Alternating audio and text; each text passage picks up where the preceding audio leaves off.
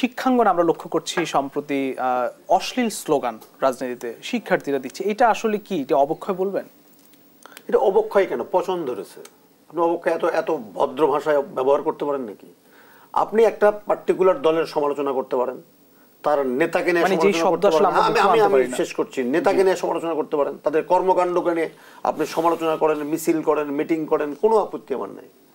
কিন্তু প্রথম মিটফোর্ড ঘটনার পরে যে শব্দ চয়ন করা হলো, যে নেতা 18 বছর নির্যাতিত হয়ে পঙ্গুত্ব বরণ করে এখনো দেশের বাইরে অবস্থান করছেন, এই ভাষাটা শুনবো 24-এর পরে।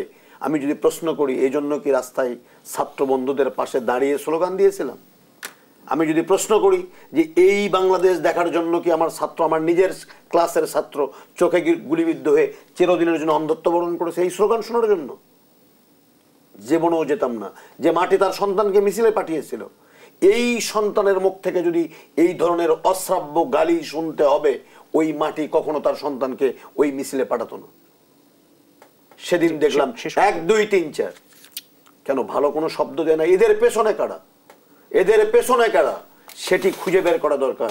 এরা 24 নয়, 71 নয়, 90 নয়, 69 নয়, ভাষা আন্দোলন নয়, মায়ের ভাষায় যে অশ্রাব্য শব্দ ব্যবহার করে, এই শিক্ষাঙ্গনের শিক্ষক হিসাবে আমার তো লজ্জায় মাথাটা হেট হয়ে শেষ করতে হবে। পরিত্রাণ চাই। আর পরিত্রাণ চাইতে হলে মঞ্জু ভাইদের মতো নেতারা যারা একসময় ছাত্র রাজনীতি করতেন, স্লোগান দেননি? একটি অত্যন্ত বড় সংগঠনের সভাপতি ছিলেন, দিয়েছেন তো স্লোগান। কখনো কি তাদের মুখে সমস্ত স্লোগান শুনেছি? তা আজকে যারা ছাত্ররা স্লোগান দেয় সাধারণ ছাত্রদের নামে, সেই অসাধারণ ছাত্রদের পেছনের শক্তিটি কোথায়, যারা তাদের মুখ দিয়ে এই সমস্ত স্লোগান অশ্রাব্য গালিগালাজ দিচ্ছে? এটি বন্ধ হওয়া উচিত। এবং যারা দেয় তাদেরকে খুঁজে খুঁজে বের করে, অসংখ্য ধন্যবাদ। তাদের মাস্টার মাইন্ড কারা, তাদেরকেও খুঁজে বের করে দরকার।